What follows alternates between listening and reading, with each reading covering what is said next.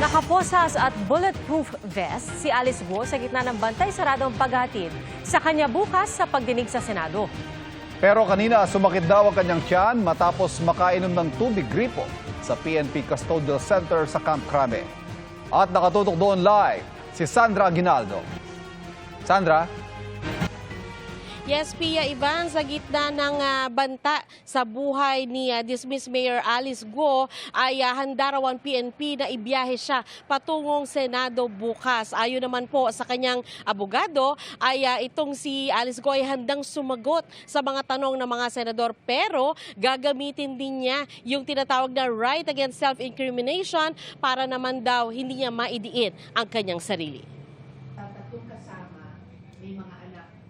Isang araw bago ang inaasahang pagdalo ni Alice Guo sa Senado, sumakit daw ang tiyan nito matapos uminom ng tubig gripo ayon sa PNP.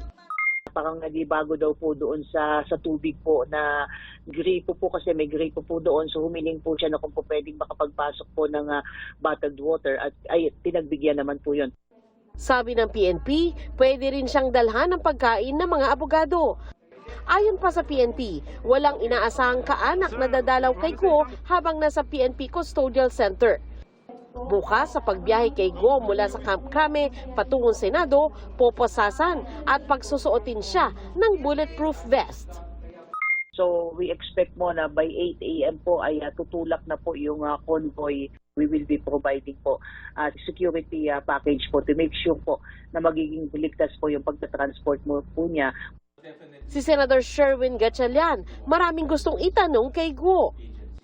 Dahil nga sa sobrang laking Pogo Hub na ipinatayo sa Bamban, hindi pa klaro kung saan nanggaling yung pera. Magbigay ng detalye kung paano sila nakatakas at kung sino ang tumulong sa kanilang tumakas.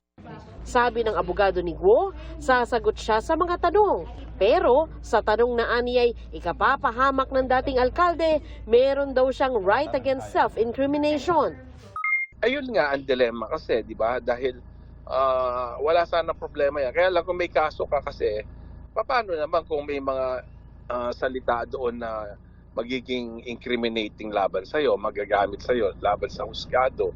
Siyempre, hindi ko rin siya mapipilitin na sumagot kung ayaw niya sumagot.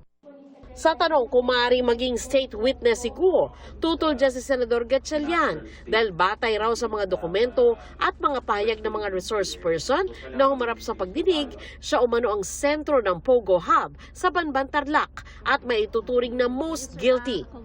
Hindi naman isinasantabi ng Justice Department na maging state witness si Guo kung makatutulong daw ito na mapanagot ang mas malaking tao sa likod ng Pogo operations.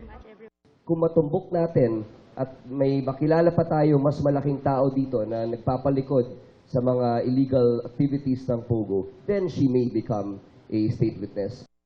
Sabi ng NBI, may mga tao na raw na umaayos ng pagsuko ni Wesley Guo, kapatid ni Alice, na kamakailan lang ay nagpahayag daw na susuko ayon sa kanyang abogado.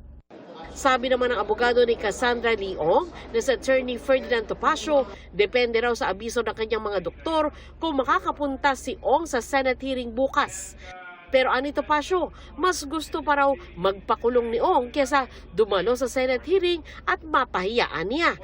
Nasa kustodiya ng House Quadcom si Ong habang may pagdinig kaugnay sa Pogo. Pero nasa ospital si Ong matapos bumaba ang kanyang blood sugar sa gitna ng pagdinig noong Miyerkules.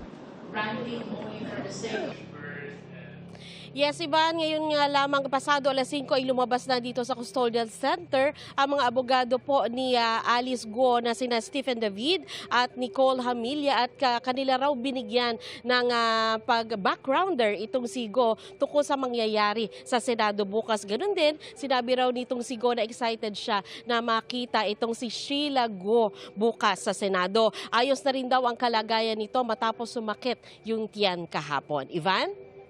Maraming salamat, Sandra Aguinaldo.